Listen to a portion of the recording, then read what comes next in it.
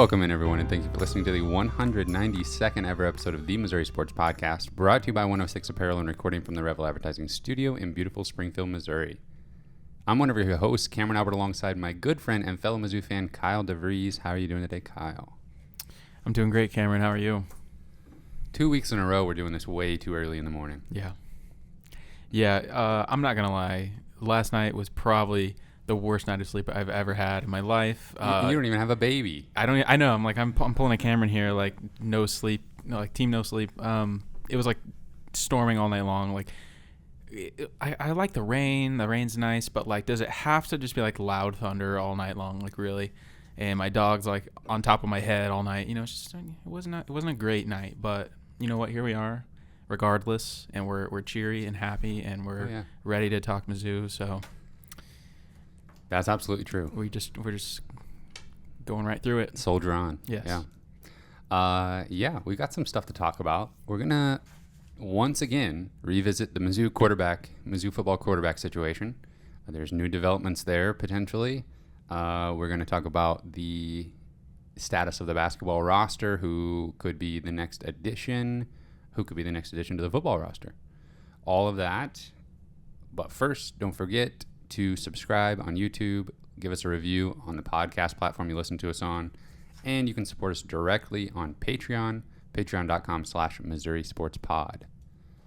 Oh, by the way, smashed past 400 YouTube subscribers, so thanks everyone who subscribed. Thank you, everyone. Keep it up. We appreciate it. You want to go football or basketball first? We could go. We can go basketball. Okay.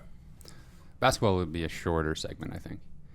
So we had previously talked about Adam Miller, previously from Illinois and then LSU. There was a lot of rumors and stuff about him maybe coming to Mizzou. That kind of all fell through. Doesn't look like that's even remotely close to happening, because he has said that his final two schools that he's choosing from are TCU and returning to LSU. Yeah, that was kind of a roller coaster for sure. And there was all kinds of reports out there. I don't know if people in the Adam Miller camp were giving bad information at some point. Like, I don't know, but there were a lot of people all over the internet on various channels that were very convinced that Mizzou was right there in the running for him. And then all of a sudden he just then we started like, well, maybe not. And then we got the top two, and that's where we are. So, it was strange recruitment. I mean, just nothing from Adam Miller at all for probably, I don't know, a solid 3-4 weeks. And then just rampant speculation. Yes. And in every direction. Yes. And then everyone's wrong. Yes. Yeah, I want to find some like TCU fan account or something that was like tweeting about him early, like, because they would have been like the only people who were in on that. So no Adam Miller. So we're still potentially looking for a guard for the basketball team. Mm-hmm. Literally anyone that can shoot, please. Yeah, but honestly, like, there's no prospects out there. Like, I don't know. It doesn't seem like they're going to imminently fill that role or fill that spot. They might be adding a big man, Jamarion from Western Kentucky. Mm-hmm. He is 7'5", excellent finisher at the rim and shot blocker. He is officially in the transfer portal. Mm-hmm. There was some speculation because of his obvious ties to Kyle Smith-Peters, who he played for at John A. Logan, that maybe he would be the next player to join Mizzou. But he wasn't even in the transfer portal yet. But as the deadline came and went, he did enter the transfer portal. And I believe Memphis and Louisville have both expressed interest in him joining their teams. Obviously, Mizzou would like to have him, and they probably feel decent about their prospects with Smith-Peters on the staff. That would be a pretty big get, because that would be the traditional 5-spot rim protector, right, anchor of the defense. Yeah, I feel like Gates would love to have on the team. Yeah, Sharp is a guy that we kind of speculated about for a few weeks, even before he was even in the transfer portal, like you said, because of his connection with Smith Peters. As soon as that hire was official, it was like, all right, let's get Sharp in the portal. Yeah. And it took a while. He waited until literally like the last day that you can enter the portal and still be immediately eligible somewhere else. So, I mean, if you haven't watched any film on this guy, go on YouTube, look up some highlights for Jamarion Sharp, because yeah, like you said, 7'5", he runs the floor like as well as a guard almost. I was gonna say he does not look 7'5" in a good way. He's just striding down the floor and is remarkably athletic for how big he is, and will just like lunge to block a shot or something and just cover so much ground with his length and everything. So he's truly amazing to watch. And so I mean, he averaged almost 5 blocks a game at Western Kentucky, which is just that's unbelievable. I remember hearing about him a little bit when they played Kentucky, and he was pretty impactful in that game, and being like, whoa. At that time I was like, why have I never heard of this guy? He's like 7'5" and is actually good. Yeah. Yeah. It is actually like mobile and not like goofy. Right. But, he's not going to light up the scoreboard necessarily, but just as far as the implications for what the other team has to do to plan around a guy that's 7'5" in the middle of the defense totally changes things. So, that would be a huge addition, and we'll see if Missouri can land him. Kind of surprised that, if he's looking for NIL money, I'm surprised that Western Kentucky wasn't able to make that happen. I don't know who funds their player acquisitions, but they've been pretty good at it for a little while now. Yeah, even before things were legal. Yeah, they would land like random 4- and 5-star players at Western Kentucky sometimes, and I can't remember their coach's name off the top of my head. Rick Stansberry. Yes. Yeah. He was just known as a good recruiter.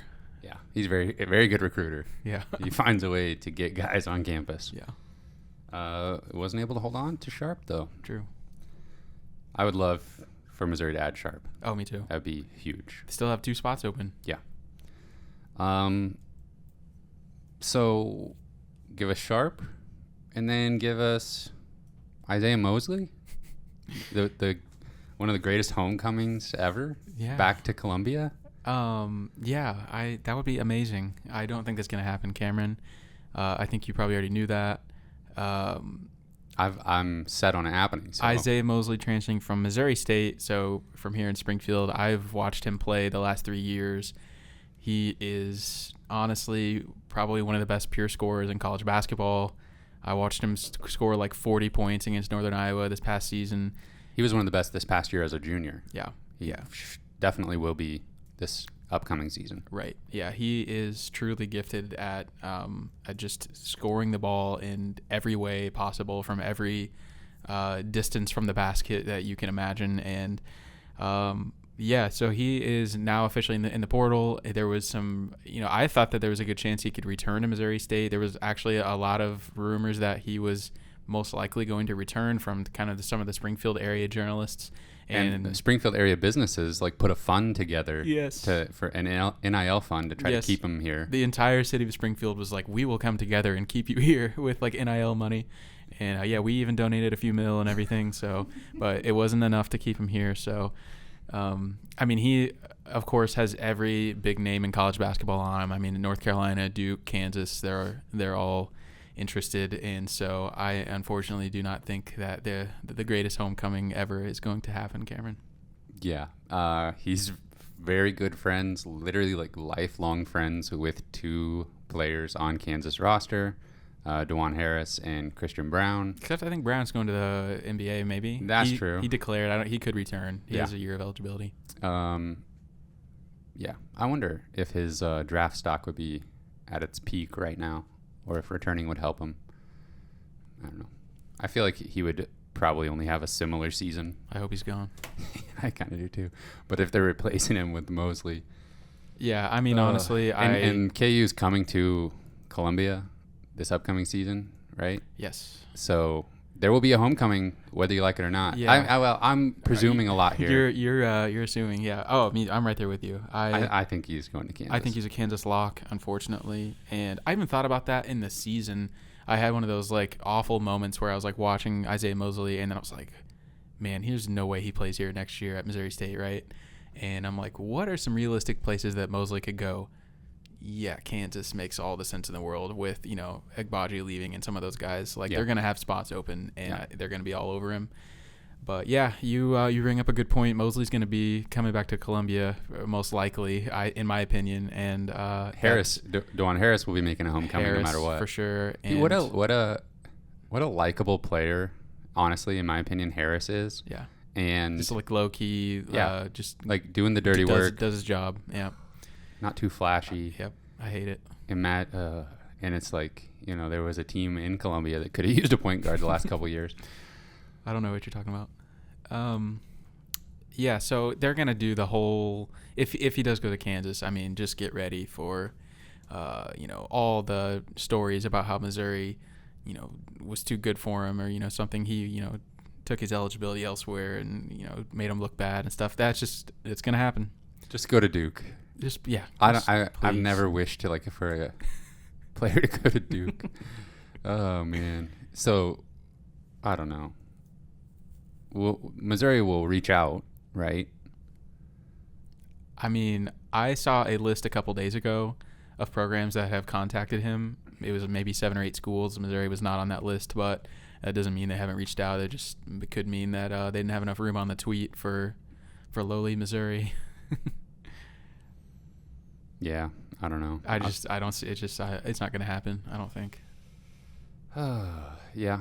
Well, we got some good defensive stoppers at the wing spot, Yeah, I mean, we're good for honestly, we're good for this year potentially, and we have some good, seniors on this team that will be able to score and defend in the perimeter. But I was imagining the matchup, like maybe we could shut them down. Yeah, but after this year, I'm a little nervous. But for that conversation specifically, though, just who's gonna shut down Isiaih Mosley for potentially? Yeah, Hodge and Gomillion. Yeah, good defenders. Yeah, they could do it. I could do it. I like to think so. Just what a ridiculous timeline. Obviously, he's not committed to Kansas or anything yet. But we just are. I have it in my mind that that's what's going to happen. It just seems like a very typical thing to happen. Mm-hmm. The Columbia kid that Missouri you can't even say they missed on him. No. I mean, they missed in their evaluation perhaps, but so did everybody else. Yeah. And I've seen conversations about like, well, can you really blame Konzo and staff for not recruiting him when no other Power 5 teams did? Yeah, probably. And I 100% say you can. I think you can as well. Like, he's in your backyard. You gotta. Yeah. I think you just have to take advantage of that situation, considering like what kind of recruiting we were doing. It's not like we had a couple of 4 and 5 star guys that were just we didn't have room. Right. Like I think we had room to take a flyer on Mosley and didn't. Yeah, and it's not like he stepped into a situation at Missouri State where he was like, commanding minutes day one as a freshman. Yeah, I mean he was a big recruit for Missouri State, but absolutely, but sure, he still worked into his role there, and had some development. Sure. Yeah, so it's not. I don't know. I just can't imagine he was in a situation at that time where he was like, not going to be okay, not playing a lot as a freshman. Mm-hmm. Oh man, that's. He has this James Harden step back that like nobody can guard. Yeah, he's so crafty. He gets into the lane, pump fakes, like uses his pivot foot so well. Yeah. Up and under moves. Yeah. Just. Oh. Yeah. Honestly, he and Gage Prim were fun to watch at Missouri State. Oh man, they were quite a duo. Yeah. I'm not gonna lie. All right. So obviously we think he's probably going to end up at Kansas. Real quick on Sharp, he's got. I mean, did he just play his freshman year? Does he have 3 years of it? No. I don't mean to burst your bubble. Well, too he played hard. at John A. Logan, and then he played. Yeah. Did he only play 1 year at Western Kentucky? Right. I'll look it up. I think he's got potentially 2 or 3 years of eligibility. I don't know about that.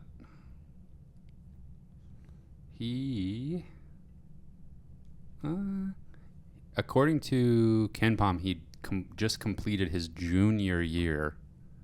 Air quotes. Yeah. At Western Kentucky. Okay, it's probably 2 years of eligibility. Yeah. Okay. At most, I would say. Okay. Yeah. Get him on board, I say. Offensive rating of a 121. Oh, my. That was 71st in the country. Third, his offensive rating in conference play, 125, third in the conference. His 2-point shooting percentage, 73%. And 5,000 blocks. Number 2 block percentage in the country. Only behind Trayvon Brazil. Maybe.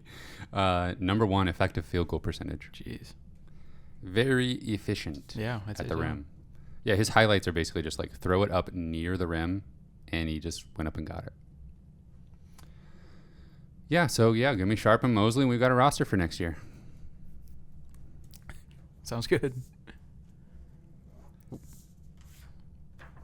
Is that how you think it's going to go? Yeah. Okay. Yeah. Well, we'll just bank on that. Anything less? I mean, honestly, though, I think we will land Sharp. And for that last scholarship, I have no idea what's going to happen with it. It doesn't seem like there's a lot of guys we're involved with anymore. No. Everybody that has visited has either committed to Mizzou or gone somewhere else. I don't know. I don't think. Do you think they would bank the scholarship? Like, you think that's a possibility? It's possible. I mean, there's a little bit of uncertainty with how many guys would return for their COVID season next year. So maybe banking the scholarship just helps you balance out the classes a little bit. Yeah, I mean, there are a lot of older guys on the roster now. Yeah. A lot of them have the option to return, though. I was going to say something else. I forgot. Oh, well. Man, we'll never know. It was something good, too. All right, ready to talk football for a little bit? Who's Missouri's quarterback going to be? Oh, man. This has been quite the journey the last few months, from like the moment the bowl game ended to now. Like, it's been like Brady Cook's the guy, JT Daniels is going to be the guy. Who was even the Jalen Daniels? Jalen Daniels might be the guy. It's just been like 3 or 4 different guys have been like, that's probably our new quarterback for next year. And then it's like, something happens. So, and now I'm like, is it Gerry Bohanon? Is he going to be the guy? I think so. You think so? But I've said that twice already now. Okay. Well, third time's a charm. And Gerry Bohanon, transfer quarterback from Baylor, took a visit to Missouri past weekend. And I mean, that seems to be something that makes sense. And, I don't know what other suitors Bohanon has right now, but to be able to lose the starting job basically at Baylor and then transfer, you could almost argue that he's transferring up to like an SEC school. I don't know that there's any other SEC schools that are interested at this point, but I could be wrong. Yeah, Baylor is better than Missouri at this point for sure, as far as which team is better. But I think they won the Big 12 last year. Yeah. Won 12 games. I think he started all of them. It is a weird situation to basically, lose the competition and then just basically walk into a starting job in the SEC. Yep. It's so crazy to me. This whole Mizzou quarterback situation, I don't know what to think. I'm like trying to gauge the fan reaction like each step of the way. And it's very interesting, I think. There's a good chunk of Mizzou football fans that really, really want to just roll with Brady Cook as the starter. And I feel like these fans understand adding another quarterback for depth. But help me out here. If we're thinking that we need another quarterback, but they're not going to walk in as the starter, are we kind of assuming that Sam Horn goes to play baseball? I have no idea. There's so many moving parts with the situation. Yeah, because if we got, let's say we got Cook the starter, making the backup, and then you've got an emergency situation, 4 games of Sam Horn, and he retains his red shirt, and then you've got emergency Tommy Locke or somebody like that, Yeah. That seems like enough emergency situations Right. covered. That's just my opinion.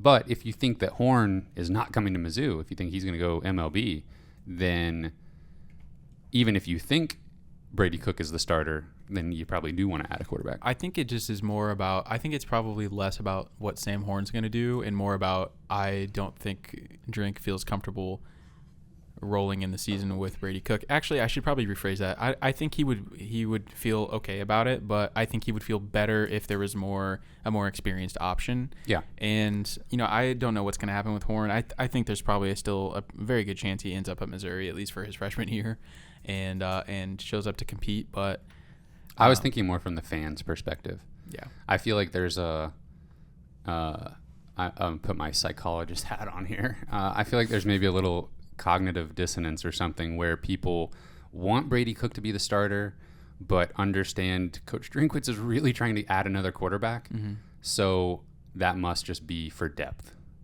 And I feel like those two things don't exactly match. They can't both exist. Yeah. I could be wrong, of course, but I really feel like Coach Drinkwitz is trying to bring in a starter. Yeah, that's what it seems like. The 3 transfer quarterbacks that we've been serious about adding, those guys would not They're like be coming to Mizzou to be backups. Yeah, well, I mean, yeah, especially Bohanon.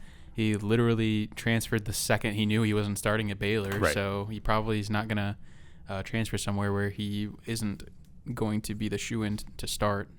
So, yeah, it's kind of a weird situation, and I don't remember a time we've ever had this much uncertainty at the quarterback position, 3-4 months away from season starting. But I don't know, it's kind of an interesting spot for Tyler Macon and Brady Cook, too, kind of the guys who've just been there. Every time you turn around, they're there, available, ready to go, and, but that's the part of it. I'm sure they understand that's part of the business, and we got to put the best chance we have to win out there. And there have been 0 rumors or rumblings that either one of them is like frustrated with the situation and wants out or, will transfer if they're not the starter. There's been nothing like that. Yeah. Oh, man, I would absolutely love for one of those 2 guys to be the starter and just to work out. Like, that would just be amazing. Yeah. But I don't know. I don't know if that would happen. Yeah, I think from my perspective, what I'm looking at is I would love that as well. But I feel like because of how hard the coaching staff has been trying to add a quarterback, that's just a red flag to me with what we have. You have to trust that evaluation. And I feel like if I mentally go to a place where I'm like, I want Brady Cook to be the starter, and I think he can do it. I think he can lead this team to a winning season and a bowl game and all that. I feel like I'm setting myself up for disappointment if I lean into that too much.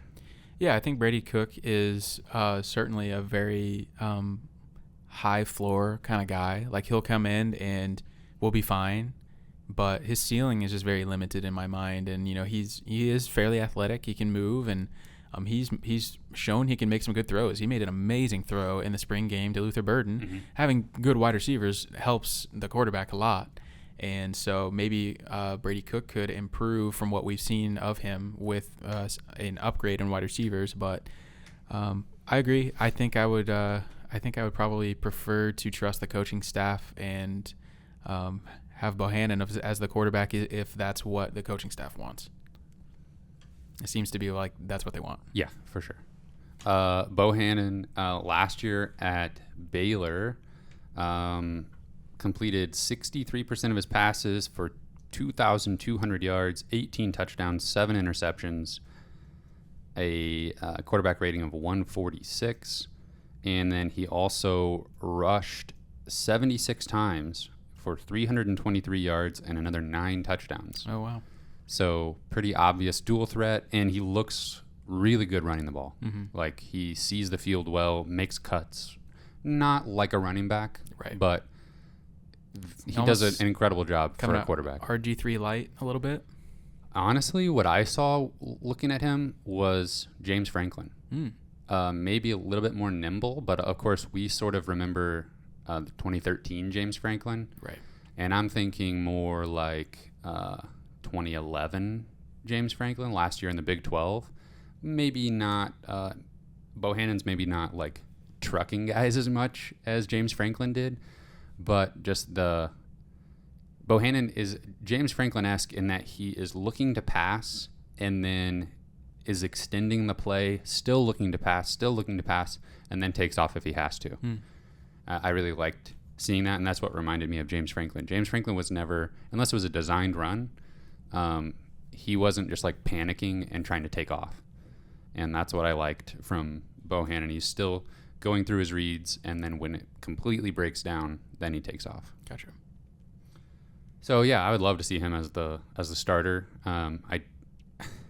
It's tough because I still feel like we haven't seen enough from Cook or Macon, and maybe people will argue with me on this, but I feel like we haven't seen enough to feel confident either direction. Right. I still feel like it's very unknown what Brady Cook would bring as the season-long starter. Yeah.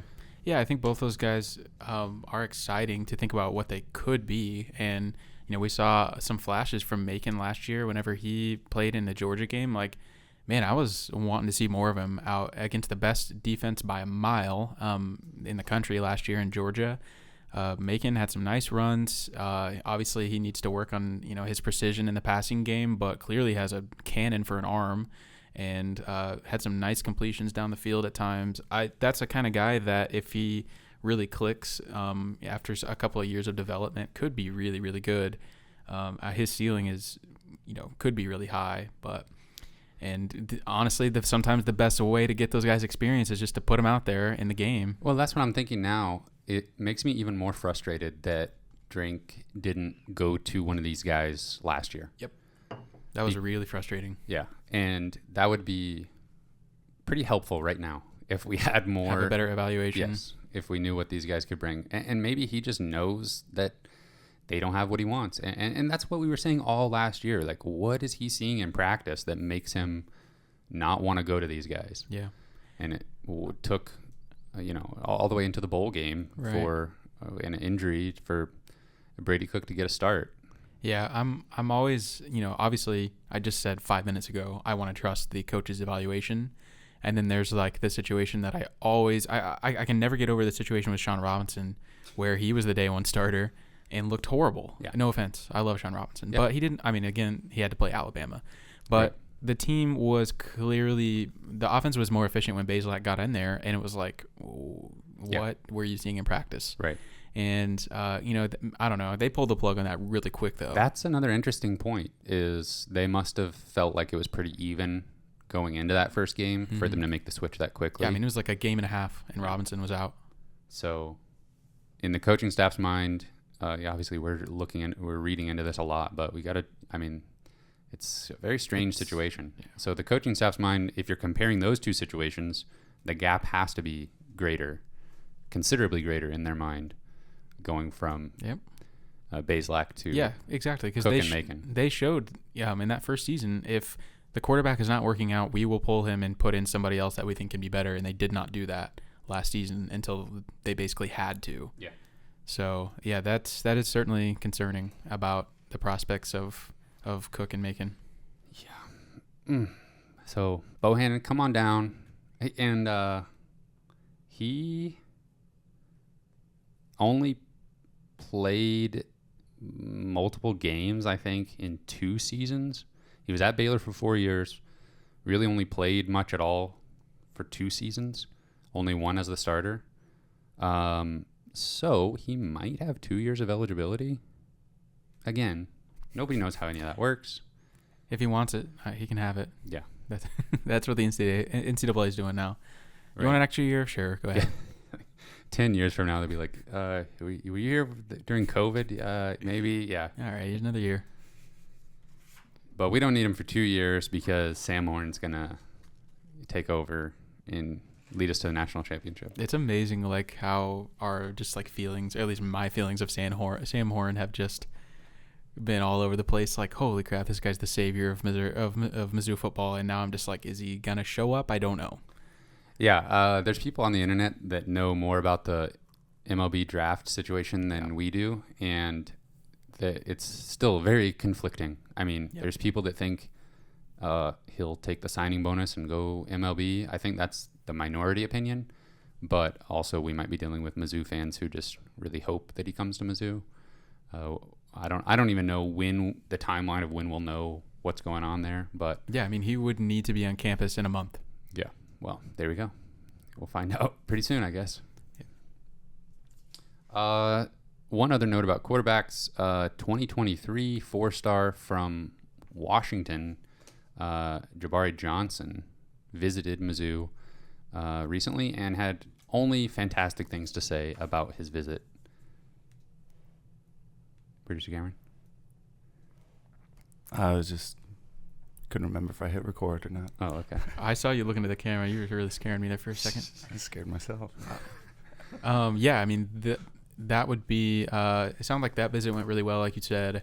That would be a pretty exciting quarterback to get the class started for sure. Number 14 quarterback in the country, according to 24/7 Sports. Sometimes I wonder how they just find somebody in Washington State that is interested, but... Yeah, but his report post-visit was literally one of the most positive I've heard, just explicitly repeating how much he enjoyed his time, and he was tweeting about it and stuff, and it really just seems like at this point it's going to be down to Missouri and Washington for him, so keep an eye out there. Also keep an eye out, there's going to be 2 commits later today. Of course, our timing, we are recording in the morning of a day where we know there's going to be 2 players committing to Mizzou football. Yeah, they Coach Drinkwitz sent out the bat signal last night. It's Thursday morning right now. He sent it out on Wednesday night. Still haven't heard anything yet. So wish we could talk about who that's going to be. We can obviously speculate. Jamarion Johnson's visit went so well. Could it be him? Maybe. I don't think it is, but it's not impossible. That would be an amazing way to kick off, or not. They already have a couple commits, but to restart. Yes, to restart recruiting in football. But we'll wait and see who that's going to be. I'm assuming we'll hear today. Honestly, when I saw the video bat symbol go out, Symbol you said again. I thought it was maybe just here we go, starting it back up. Yeah, I mean that's actually possible. I think I tweeted something about it, and I was like, "Is this a bat signal?" I was like, "I guess it is," but I don't know if I've seen this before. I thought it could. What if it's just a random video? Yeah, I don't know. That would be weird. Some people think a commitment is imminent, so yeah, we'll go with that. All right, is that all for this week? I think so. Covered the basics for both teams. I really hope. I think we're going to get some news on the basketball side of things fairly soon. I think so too. I think we'll get a spot filled. Football's coming in hot and heavy. That's very exciting. You've been playing NCAA football video game? I've been playing it a lot. It's that time of year. Yeah. All right. Special thank you to our Patreon supporters at the $10 level and above. Britt Treese, Brian Smith, Ryan Demore, Tristan, Ben Smith, Parker, Daddy JD, Luis Hernandez, Tim Keens, and Tyler Harsel. Thank you.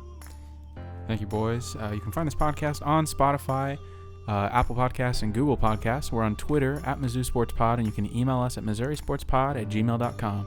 You can find our t-shirts and stickers on our online shop, MissouriSportsPod.BigCartel.com. Thank you, everyone, for listening. We will see you next week.